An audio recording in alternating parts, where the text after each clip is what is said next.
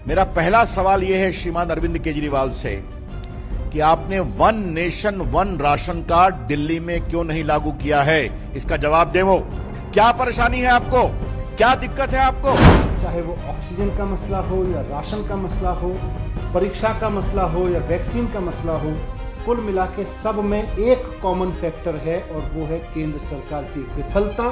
केंद्र सरकार पूरी तरह से विफल रही, उसके बाद में फिर आके सुप्रीम कोर्ट को कहना पड़ा, फिर आपने वो काम किया। अरविंद केजरीवाल जी हर घर अन्न की बात कर रहे हैं, घर घर पहुंचाएंगे। ऑक्सीजन तो पहुंचा नहीं सके, मोहल्ला क्लिनिक दवा तो पहुंचा नहीं सके, अब अनाज की बात कर रहे हैं। ये भी कितना बड़ा जुमला है।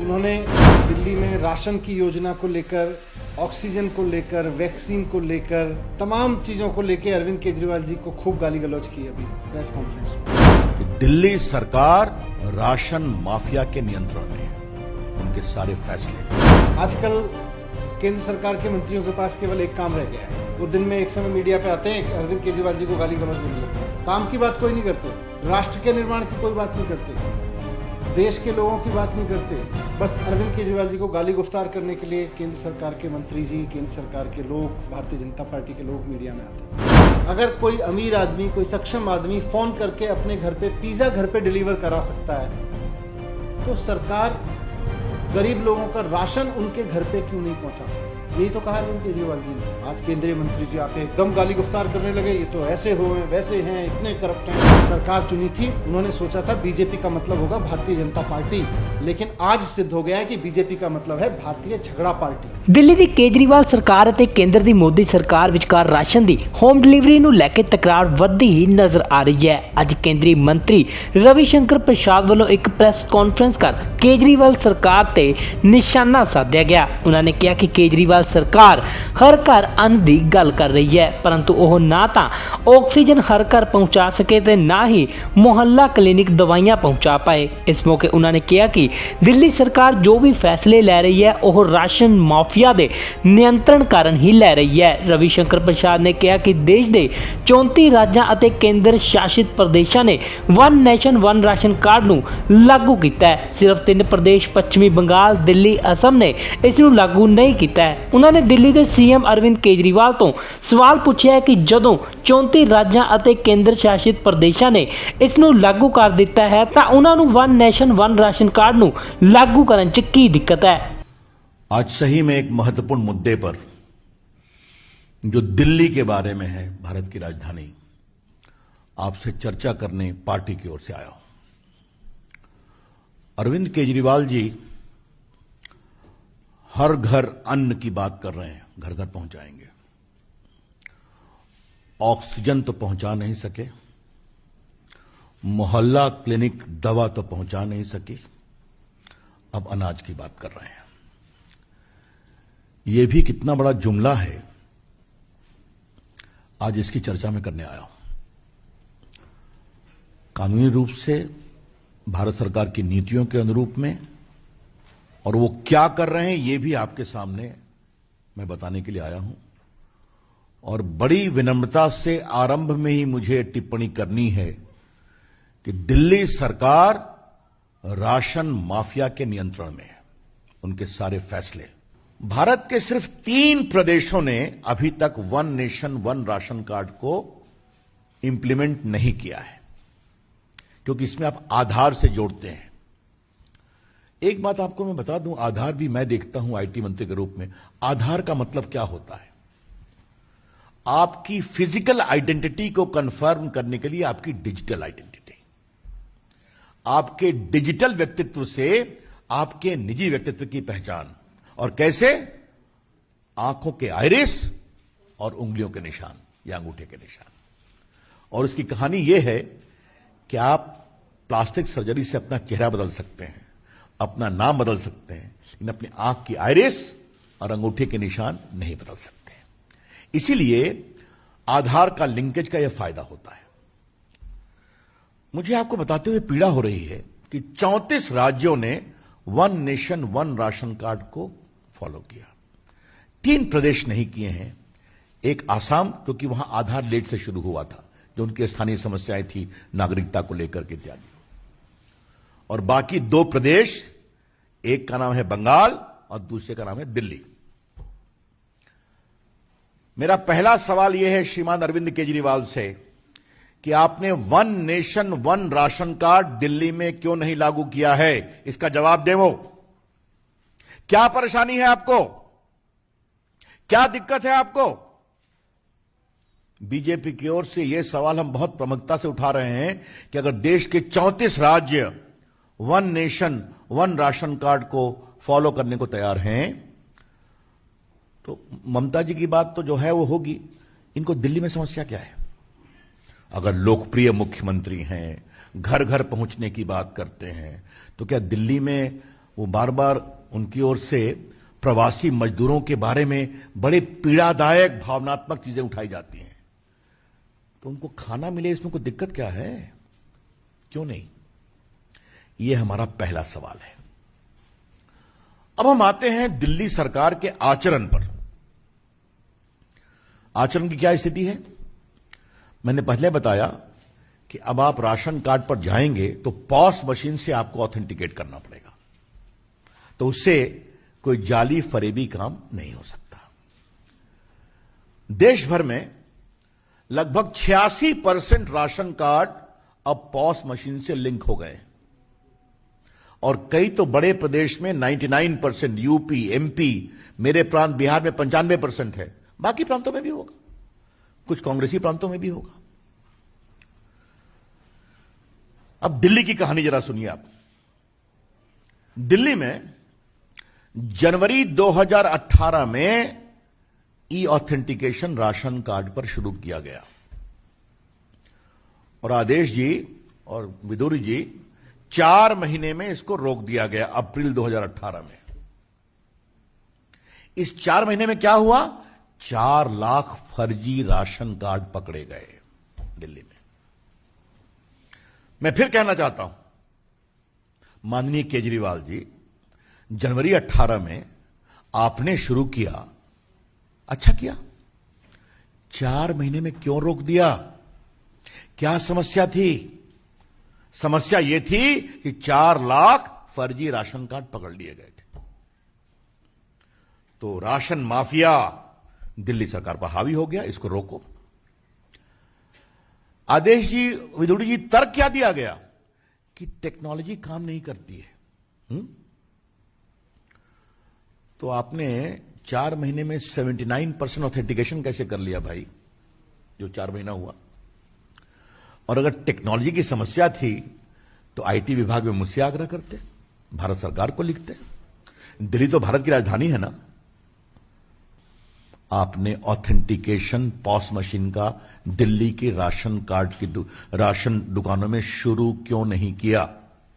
यह दायित्व किसका है? केजरीवाल जी की सरकार का है। तो यह मेरा दूसरा सवाल है। अब मैं आता हूं होम डिलीवरी। यह होम डिलीवरी देखने में बड़ा अच्छा लगता है, लेकिन थोड़ा इसके अंदर जाइए तो इसमें स्कैम के कितने गोते लगेंगे वही समझ में आ जाएगा। और इसको मैं थोड़ा विस्तार से बताना चाहता हूं। आप जब राशन कार्ड की दुकान पर लेते हैं तो वो मोहल्ले में है, घर के बगल में है, और उसका एक वैधानिक दायित्व इस कानून के अंतर्गत है। मतलब आपका विजिलेंस होगा, आपका इंस्पेक्शन होगा, आपका सोशल ऑडिट होगा, कितना माल आया, कितना गया, इसका आपको हिसाब देना पड़ेगा। नहीं देंगे तो आपके खिलाफ कार्रवाई होगी। हमारे स्टेटमेंट में आपको मिलेगा यहां क्या क्या हुआ है।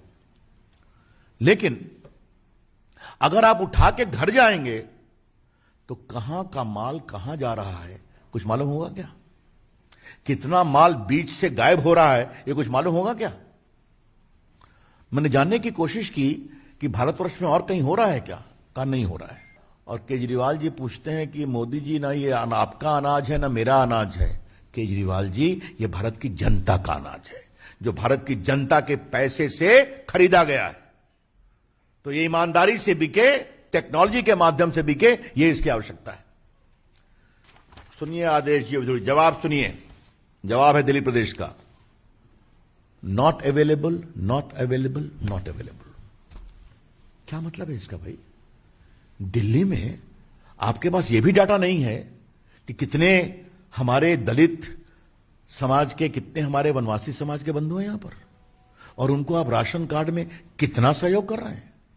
क्या मतलब है इसका? दिल्ली सरकार कैसे चल रही है? हम पार्टी की ओर से इसका जवाब जानना चाहते हैं।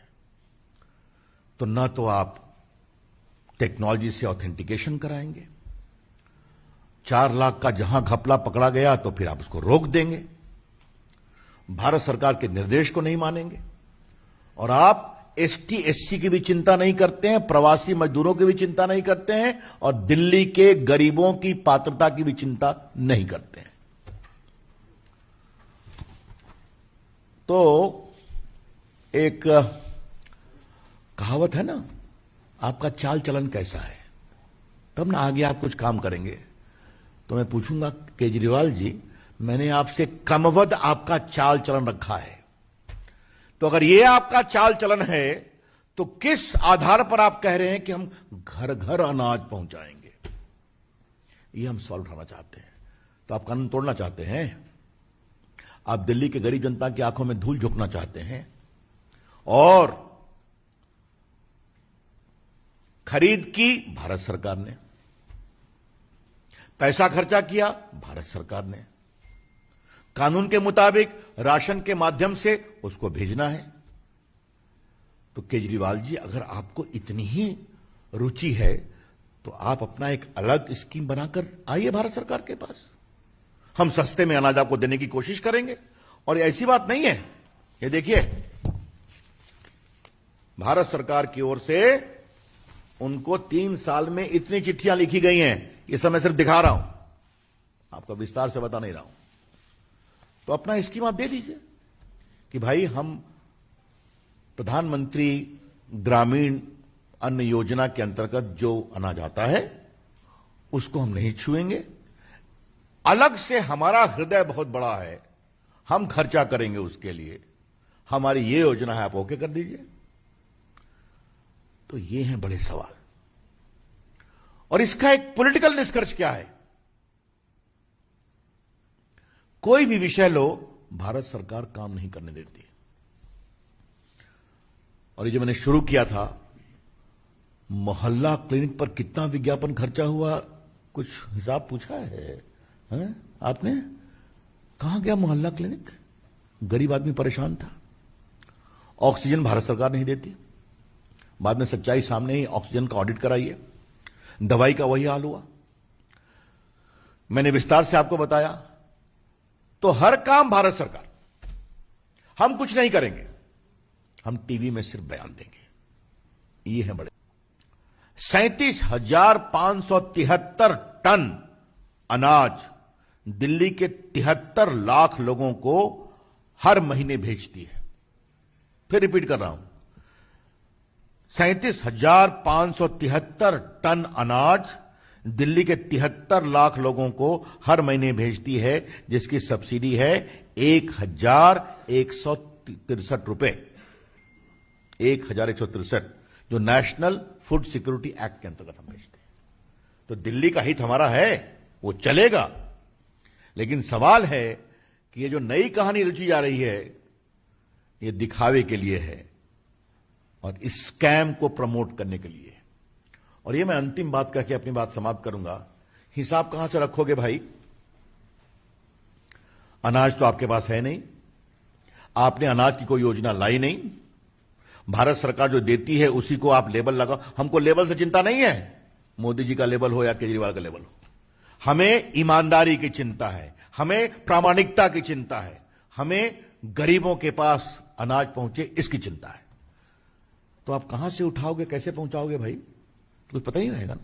ਕੇਂਦਰੀ ਮੰਤਰੀ ਰਵਿਸ਼ੰਕਰ ਪ੍ਰਸਾਦ ਦੀ ਪ੍ਰੈਸ ਕਾਨਫਰੰਸ ਤੋਂ ਬਾਅਦ ਦਿੱਲੀ ਦੇ ਡਿਪਟੀ ਸੀਐਮ ਮਨੀਸ਼ ਸਿਸੋਦੀਆ ਨੇ ਵੀ ਪਲਟਵਾਰ ਕੀਤਾ ਹੈ। ਉਹਨਾਂ ਨੇ ਕਿਹਾ ਕਿ ਭਾਰਤੀ ਜਨਤਾ ਪਾਰਟੀ ਕੇਜਰੀਵਾਲ ਸਰਕਾਰ ਨੂੰ ਨੀਚਾ ਦਿਖਾਉਣ ਲਈ ਕੋਈ ਵੀ ਮੌਕਾ ਨਹੀਂ ਛੱਡਦੀ। ਸਿਸੋਦੀਆ ਨੇ ਆਕਸੀਜਨ ਦੇ ਮੁੱਦੇ ਤੇ ਕੇਂਦਰ ਸਰਕਾਰ ਨੂੰ ਘੇਰਦਿਆਂ ਕਿਹਾ ਕਿ ਸੁਪਰੀਮ ਕੋਰਟ ਦੀ ਫਟਕਾਰ ਤੋਂ ਬਾਅਦ ਦਿੱਲੀ ਨੂੰ ਪੂਰੀ ਆਕਸੀਜਨ ਮਿਲਣ ਲੱਗੀ ਹੈ, ਪਹਿਲਾਂ ਇਹ ਪੂਰਤੀ ਕਿਉਂ ਨਹੀਂ ਕੀਤੀ ਗਈ। केंद्र सरकार के एक बहुत सीनियर मंत्री जी ने अभी एक प्रेस कॉन्फ्रेंस की।